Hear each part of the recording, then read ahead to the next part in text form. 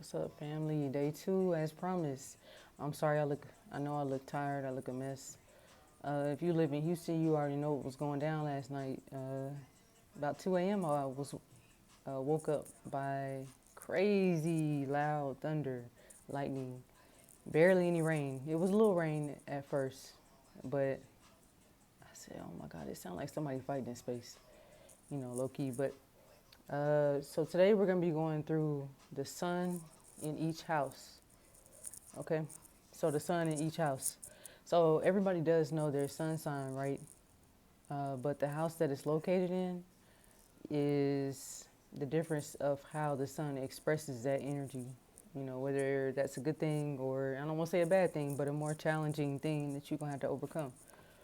My sun in Pisces is in the fourth house. Luckily for me, the fourth house is a water house. Cancer is the ruler of that house. So they do mesh together, but the more you study, the more you realize the sun doesn't necessarily express itself as best in Pisces. There's no ego.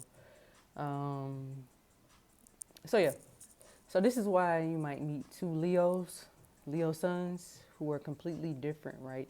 And as we progress through the series and I get into like the divisions of the sun sign, so just say Leo sun can be divided into three parts. Okay, three nakshatras if we're talking about Vedic astrology. But if one sun has the first house versus another person who has the sun in the 12th house, that's going to look and feel completely different. All right, so the house where the sun is where your identity shines. For me, fourth house is the place of home, your inner self, your ancestors, where you go, where you retreat to feel most comfortable, to regenerate. So like, I guess I'm realizing now as I get older, outwardly I might seem more extroverted, but in reality, I just want to go home, be in my own space, be alone, be with my kids, right? And recharge. I want to meditate. I want to do yoga. I want to, like disconnect, detach, go into my inner world. Because that's where I recharge. That's where I regenerate. So the house where your sun sign is where your ego develops, where your confidence grows, and where life forces you to evolve. And y'all excuse my string. My daughters is asleep right now. They're napping. And respect to them. They got one more day. Alana, my oldest, does not want to go. Camille wants to go. She want to be with her friends. Hey, I loved it. And like I said, the weather was messed up last night. I didn't sleep. After I dropped them off at school, I came back home to take a nap. And I got about 15 minutes worth of that nap. And I started thinking about people I have beef with, people that have pissed me off in the past. So I ended up just staring at the ceiling, which is why you see me looking so tired. But yeah. So the sun, remember guys, this is my second video, but remember the sun means your identity, your purpose, your confidence, your ability to lead others, yourself included, your vitality, how you regenerate, how you recharge, your ego, your visibility, and your life direction. So if we're getting into Vedic astrology as well, your sun is also soul authority, your dharma, your karma with power, your reputation, and spiritual maturity. So if you have your sun, whatever the sun is, whatever sign that the sun is in, it don't matter. We're going off of the houses. So if your sun is in the first house, which is the first house of self, you have main character syndrome. Okay. All right. You're probably very visible, charismatic, self-focused, and you have a lot of leadership energy. You do have the ability to lead others and yourself, like I said. So this person walks in like, yeah, I'm here. They don't mind the spotlight. So even if they're quiet, people do notice them because the sun, think about the sun shining. If the sun is shining in on the first house, which is the house of self, it's going to be you. Okay? So you probably have a strong identity. If your sun is in the first house, you're independent, you're confident, and you might have an influential presence. Okay? People often project leadership onto you automatically. They even if you don't feel like you're a leader, they feel it in your aura, they sense it, they pick up on it, and they want you to lead. Okay? So your soul came here to develop individuality, self-respect, and personal authority and autonomy if your sun is in the first house. Some of the shadow issues with people who have sun in the first house include ego issues. You know, you might be very egotistical, looking at yourself, arrogance, self-centeredness, and you might need validation. Okay. Now, moving on, sun in the second house, which is a house of values, your voice, money, basically things that you value, things that you hold close to yourself. So the key words when you think about someone with sun in the second house include finances, their voice, their values, and their family legacy. All right, so this person thinks about survival constantly, you know, uh, and in terms of it being linked in with their ancestry, how can I make sure my family's good? How can I make sure that legacy is carried on with me? They value loyalty and they want financial security real bad, okay? As we all do, but especially with your sun shining, again, the sun is shining its energy into that second house, okay? So it's like, I'm not trying to struggle forever. So someone with sun in the second house, you might be very resource focused, financially aware, you value comfort, and you might have strong opinions. You often have a powerful speaking voice. So when you speak, people are going to tune in. People are going to listen to what you say. So be aware of that. All right. Some of the karma around this include, again, you're here to fix or enhance the wealth when it comes to your ancestry line. Speech, family lineage, self-worth. Some of the shadow parts of having your sun in the second house include materialism, pride, and attachment to status. Okay. And now we're moving on to the third house. All right. So if you have your sun in the third house, you're like, let me tell you something. Third house is the house of communication, siblings, short term, I think road trips, I believe. So some of the keywords include communication, networking, creativity, and overall hustle. So this person might talk fast, they might learn fast, and they're always doing something. They always got something going on. They might have 14 side hustles, to be honest. Okay, so people might describe if you know someone whose sun is in the third house, or if you know that's you, you might be described as witty, expressive, entrepreneurial, and mentally active. Okay. This is the house of Gemini, and to go back, second house, Taurus rules that house. First house, Aries rules that house. So now we're in the house of Gemini. So as I described Gemini yesterday, highly intelligent. So if your sun is in this house, you might be a natural content creator. You might be a natural speaker, writer, or marketer. Okay, so you might have some karma around the way you communicate, how you show up in the world, you know, is it courageously? Your siblings, and just self-effort overall. Some of the shadows of a sun in the third house include scattered energy, like a Gemini will have. And I know it's Gemini season, shout out to y'all. I'm gonna also do a video. This is kind of stepping out of the series in the organization I wanted, but since it's Gemini season, I'm gonna put out a video for y'all. But yeah, so some of the shadow parts, as I said, scattered energy, gossip, and overstimulation. It's important for a Gemini, journal, man, journal. Meditate, work out, have some type of release, because if not, it'll feel like you're scattered, overwhelmed, like your head about to explode because you overstimulated. Similar to a computer. When that computer gets to running too hot, you have to let it cool off, restart it, reboot, whatever. So same thing applies with a Gemini. So now, sun in the fourth house. So if you have sun in the fourth house, you are like me. And one of the key things around sun in the fourth house is I need emotional peace.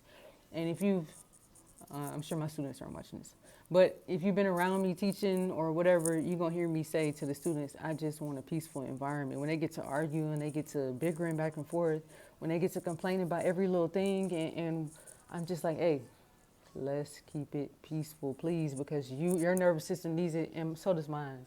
It don't have to be like this. Keep it peaceful. So some of the keywords that describe people with sun in the fourth house include home, emotions, roots, healing, and your private life. Okay. And also, fourth house is associated because it is ruled by Cancer. It's a water house, but it's associated with land, property, and vehicles as well. Okay, so someone with the sun in the first house might act strong on the outside, yeah, but secretly they just want peace, comfort, and emotional safety. That's all I want, yo.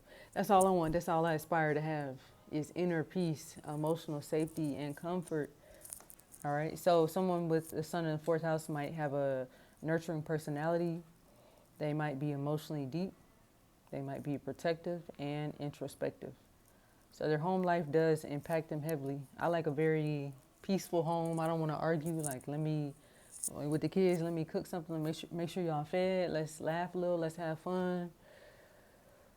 But I do understand, like, sometimes it might not always be peaceful. But I'm going to aim and strive and work towards a peaceful home.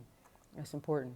Because if you have a peaceful home, it stabilizes you in the world. So then you're able to go out and do what you have to do. Work, create, take care of the home. Some of the karma surrounding people with sun in the fourth house include the mother, emotional healing, inner peace, and homeland. Some of the shadow parts of those people who have sun in the fourth house include emotional isolation. I'm bad at that. My friends know that. If I'm going through something heavy, I'm kind of just going to check out. I'll be back, but I'm going to check out. I might hide emotionally. So these people might hide emotionally if they're going through something, and they might have wounds around their family. Okay, nothing personal. That's just a natural thing.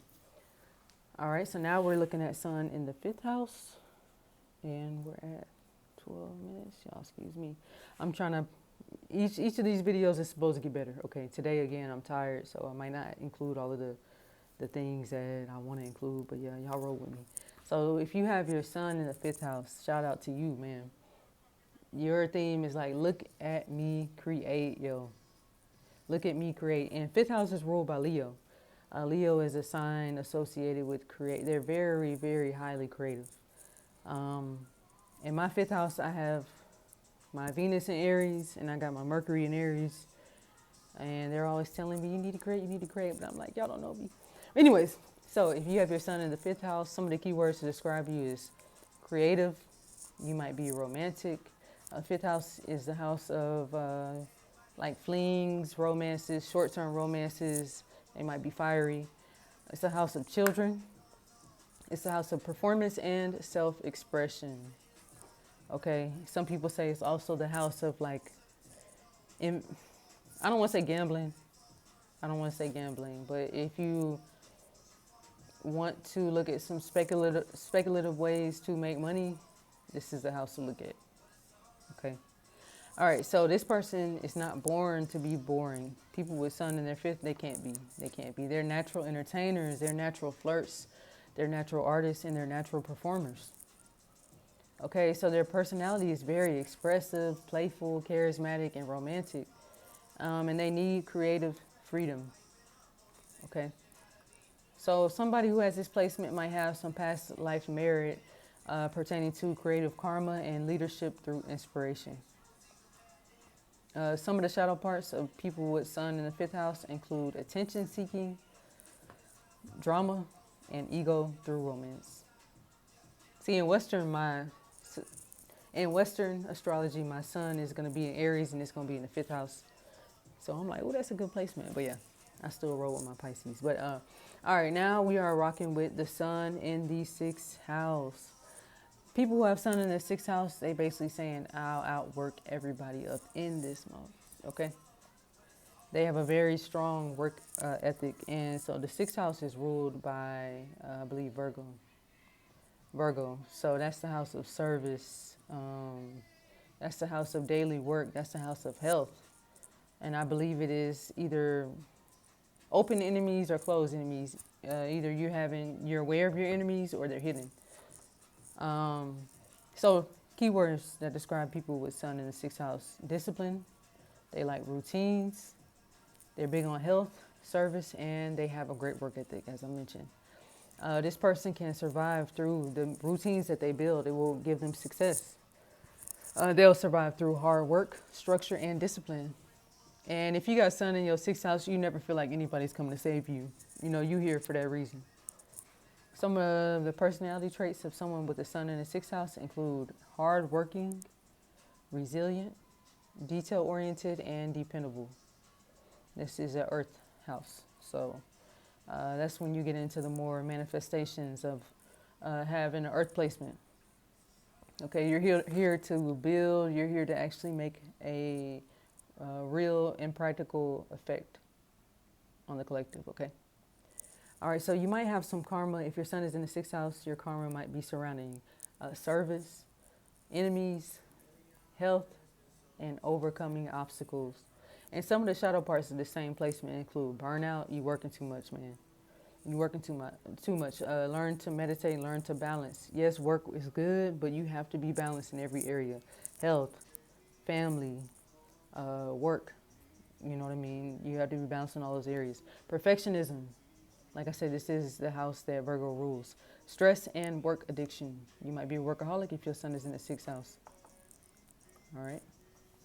Now we're moving to sun in the seventh. All right. We are looking at, and this is what most people, the seventh house is a house that people be looking at because everyone is, oh, tell me about my possible partnerships. Tell me how I'm going to show up romantically. You got to look at the full picture. But we'll get into that in another video. So if you have your sun in the seventh house, relationships might define you. Okay, seventh house is a house of partnerships. It's ruled by Libra. Okay, it's the house of partnerships, the other. And that doesn't necessarily have to be romantic. That can be platonic. That can be business partnerships that you have, whatever it may be. It's the other person. So some of the keywords that describe somebody who has their sun in the seventh house include partnerships, attraction, diplomacy, and social visibility. So this person often learns about themselves through relationships. You know, y'all might talk down on Libra. They can't be alone. They're always looking for somebody. But really, their greatest lesson will be through the other. That's how they see themselves and perceive life. It's through the other. Relationships affect them heavier than other people. So people are always watching their love life. If your sun is in the seventh, they watching.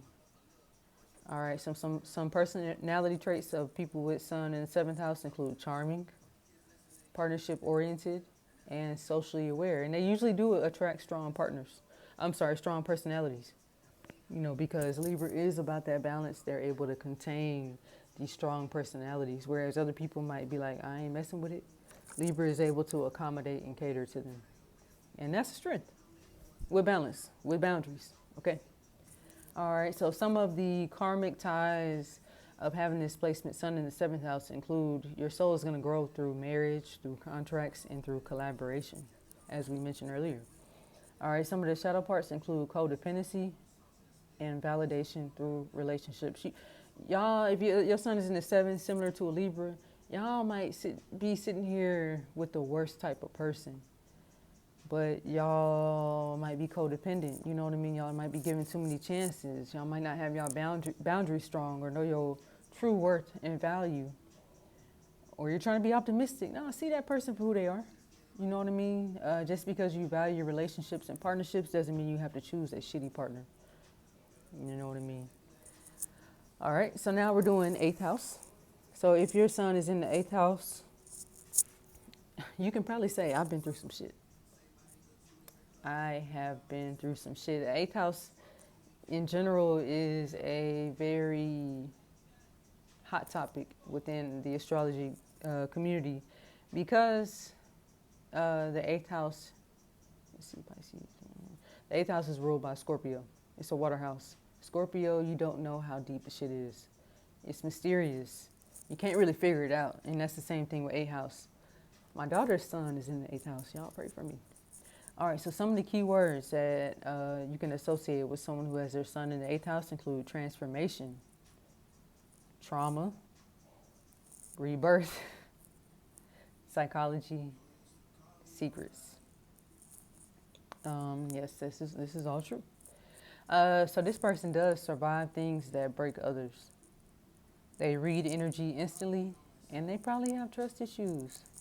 You know what I'm saying? They seen some of the darkest times, or they witness people show some of their darkest parts. So of course they're gonna be a little paranoid, similar to a Scorpio. Like they have that emotional, they have that ability to X-ray you emotionally. They know your shit, they know your secrets, all of that. Okay, so some of the ways you can describe the personality of someone with the sun in the eighth house include intense, private, emotionally deep, and magnetic. They do draw people to them because they're so mysterious. People want to know more, or people might just be drawn in to tell all of their issues, all of their problems, all of their secrets. Okay, so some of the themes and karmic themes around those who have a sun in the eighth house include death and rebirth. Not literal death, it can mean that, but what you mean by is the person you once called yourself is dead. The person others knew you as is dead. You've been reborn, almost like a phoenix rising through the ashes. This is also associated with the occult, which the occult is just hidden knowledge.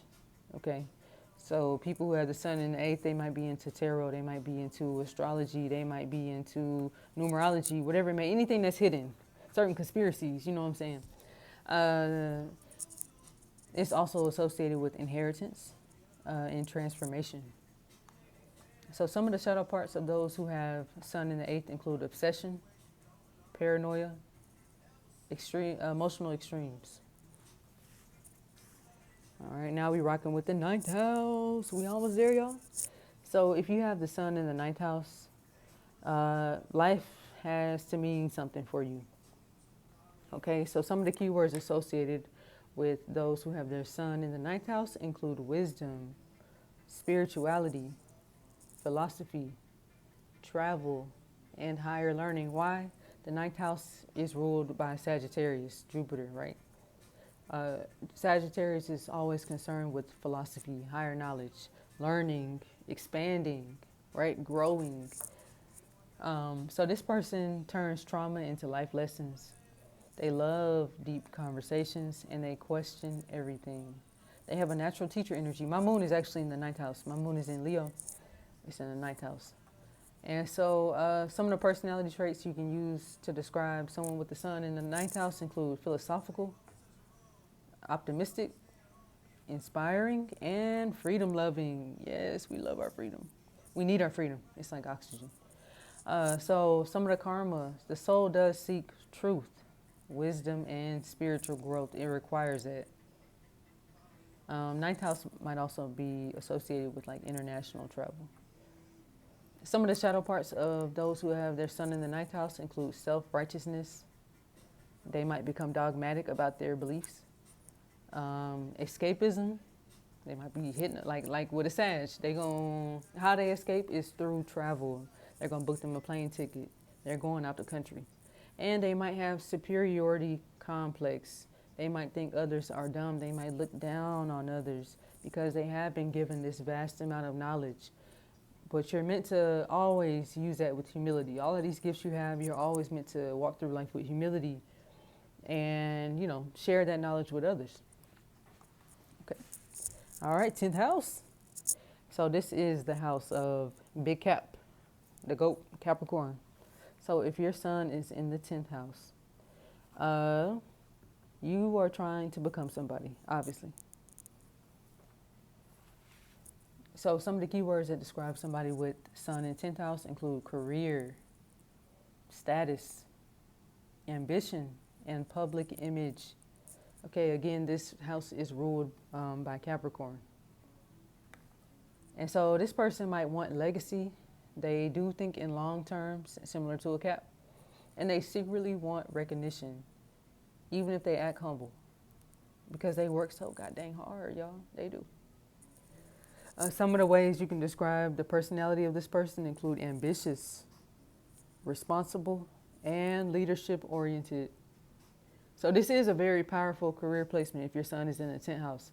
All right, so your soul does seek achievement, visibility, and responsibility.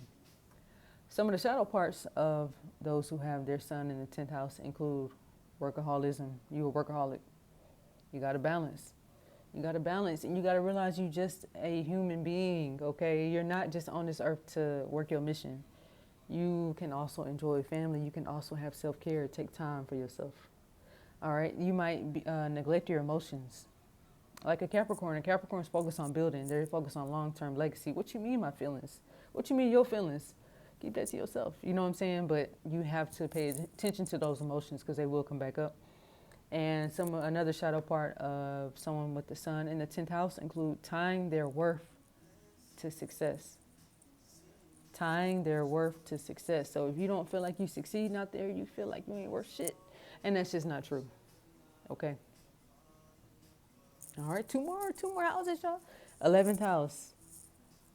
And I'm trying to timestamp this, y'all, if y'all see me looking up. So if your sun is in the 11th house, shout out to you. It's all about the network. You know, some of the keywords to describe this house or people with the sun in this house include friendships, influence, community, audience, and future goals. Okay. So I believe this is the house of, let's see, Pisces, Aquarius. This is the house of Aquarius. So this person is someone who knows everybody. They trend early and they know how to build a community. So as we mentioned yesterday with talking about Aquarius, they are very futuristic. So they're very visionary, so they can see things ahead of time. So same with if your sun is in the 11th house, you have that capability. All right, you know how to network and bring people together and build a community. Okay? And so your personality might be described as socially influential, visionary, and group-oriented. And you might have a strong social media energy. 11th house is a house that people don't always think about to look at when it comes to wealth or social status. But 11th house is like who you know, your connections, your ability to form a network. And through those networks and friendships and connections, you're able to, you know, have opportunities and build wealth. Okay. So the 11th house is a very strong gains house. The themes around this house, again, include wealth, audiences, social influence, and large networks. You're very connected. Some of the shadow parts to look out for if you have your sun in the 11th house: fake friendships, social climbing, and emotional detachment, similar to an Aquarius. All right, don't always detach and look at things through an intellectual lens. That's a beautiful thing, of course, but you also have to know that what makes you human is your ability to empathize with others, right? And to feel others' emotions, feel your own emotions, right? So never forget that. And last but not least, y'all, if you stuck through it, shout out to y'all. So sun in the 12th. This is the house of Pisces. Okay, so it is similar to kind of like the 8th house, which is a water house. 4th house is a water house too. But the 8th and 12th house kind of hold more mysteries around death, around institutionalization, around imprisonment, around dreams. So if your sun is in the 12th house, nobody really knows you. On gang, nobody really knows you. Some of the keywords you can use to describe somebody with a sun in the 11th house, or 12th house, include spirituality, solitude, healing, subconscious, and hidden identity. Okay, so again, this house is associated with Pisces.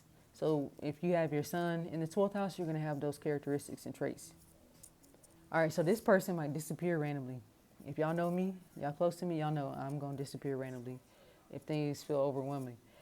They feel everything deeply, and they need alone time bad. It is not just a want, it's a need. For me, I need alone time because when I'm around other people, I'm pouring out. And so when I'm alone, I'm able to plug up and, again, recharge, regenerate, think, and get in tune with myself. So those who have a sun in the 12th house, their personality might be described as being intuitive, being compassionate, being spiritual and artistic. And again, you're often misunderstood. Often misunderstood. If you know somebody who have their sun in the 12th house and you think you know them, you probably don't. You know a small piece that they've presented to you. All right, but there's a very deep and rich world subconsciously that they have and internally that they have that you don't know about. All right, so some of the key karmic things include past lives, isolation. And again, this is also the house of, like I said, jails, imprisonment, going to hospital, being in the hospital, being institutionalized in any way. So yeah, isolation. Spirituality, surrender, and healing are also themes. So some of the shadow parts of someone who has the sun in the 12th house include escapism through addiction. You can escape through many things. You can escape through work, through addiction, substances. You can escape through travel. You can escape many ways, okay? So keep an open mind when they say escapism. Self-sabotage is a shadow part of someone with the sun in the 12th house, and then emotional confusion. All right. Ooh, I'm a little over my time, but so now y'all know your sun sign is who you are, but the house tells you where your soul is trying to shine. All right, so if y'all can do me a favor, drop your sun below and tell me what house it's in and, you know, which one kind of exposed you the most. All right, so peace and love, y'all. Thank you for tuning in. I'll see you tomorrow.